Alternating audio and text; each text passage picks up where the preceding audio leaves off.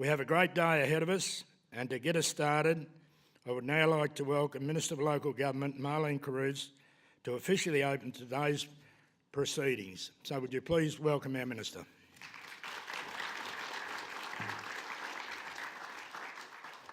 Good morning, everybody. Before I begin, I'd like to acknowledge the traditional owners on the land in which we meet, and I pay my respects to their elders past, present and future. Can I also acknowledge my good friend and my colleague, Jala Pulford, Minister for Agriculture and Minister for Regional Victoria. And in my opinion, she has been the best Minister that we have had in regional Victoria and in agriculture. She gets it, and I thank her very much for the relationship that we've got in looking after rural and regional Victoria.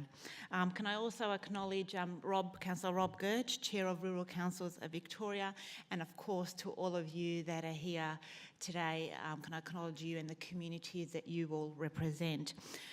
It's an absolute pleasure to be with you this morning and to at the Rural Councils Victoria Biannual Forum at this wonderful Victorian Arts Centre. And it's great to be with the mayors, the CEOs and councillors from all over Victoria representing the state's 38 rural councils. And since my appointment as Minister for Local Government, I've had the immense pleasure of being able to visit many rural councils across the state, but I haven't managed to get around to all of them yet. And if I'm lucky enough to get, if we're lucky enough, first of all, to get re-elected at November 24th election, and if the Premier, gives me the great honour of being the Minister for Local Government again, I certainly intend to travelling across the state once again and visiting all your councils. But while I've been on the road, I've seen so many wonderful projects, met so many great communities and wonderful projects like the solar farm project in Gunawarra or the Silo Art Trail have been absolutely fantastic to see, and it's something that all of you should be extremely proud of. But it's no secret that the needs of the communities and their councils in rural and regional Victoria are different to the metropolitan local governments around here. And there are fewer ratepayers, fewer opportunities for generating income and much more space. And trying to work out how to be financially sustainable is an issue that is faced by large and by small rural and regional councils. And it's well documented that the viability of rural councils underpins the livability of Victoria's rural communities, and it's therefore appropriate that we all are focused on this very important issue. So over the past 4 years, the Andrews Labor government has put in place programs that help rural councils towards financial sustainability. This year, we have funded $20 million from the $20 million Rural Councils Transformation Program from the 2018-19 state budget. And this project aims to help rural and regional councils transform their existing council services through development of regional scale functions. This will help improve the financial sustainability of councils who would not otherwise be able to invest in large-scale transformation projects. And the Rural Councils Transformation Program is designed to seed fund transformative projects such as shared planning, engineering or building services, asset management for multiple rural councils, or by combining the back of office corporate functions of finance, human resources, IT, procurement and payroll. Councils can form partnership arrangements of 3 or more councils to submit an expression of interest to fund a project that might straddle multiple local government areas benefiting multiple communities. And these councils or projects can be eligible to receive from $2 million to $5 million in funding. And the most important thing is that it doesn't have to be matched by the councils that are submitting for this funding. And this is a major investment by the Andrews government to specifically assist the future viability of rural and regional councils.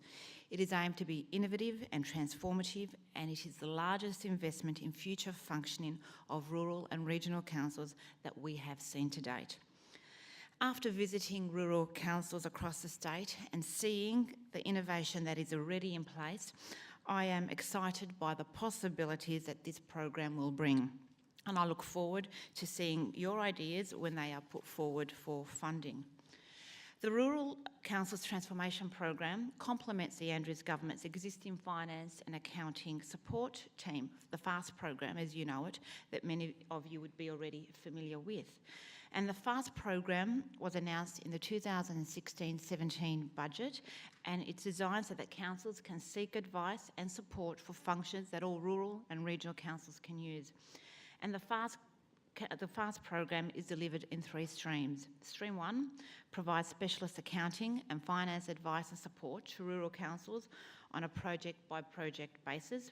Stream 2 provides grants that allow rural and regional councils to explore opportunities for shared services and collaborative procurement that are more financially sustainable or improved services. And based on the learnings of Stream 1 and Stream 2, Stream 3 aims to develop a policy and support best practice in local government finance. The products of this stream include better practice guidance documents and practice notes tailored for a whole of government sector. And small programs such as FAST support local government innovation to complement our bigger investments in the $500 million Regional Jobs and Infrastructure Fund that provides grants for regional infrastructure, jobs and communities, and the $100 million Fixing Country Roads Fund, which was announced in the 2018-19 budget. And in conclusion, the Andrews Labor Government is committed to supporting the financial sustainability and viability of rural councils. Your councils are major contributors to the livability and the productivity of Victorian communities through your role in the provision of services, infrastructure, local governance and leadership. Additionally, your councils are important partners of the Victorian Government, helping us provide and deliver services and infrastructure across rural communities. We will continue to work with you to invest in supporting change and finding new ways of delivering services and infrastructures for the communities that we serve collectively. I wish you all a very successful day. I certainly know through Rob how important your communities are to you, but also the support that you seek from the Victorian State Government. We're here to serve our communities and the communities that you represent. You're very important stakeholders to us, and the communities that you represent are also very important to us. Thank you very much.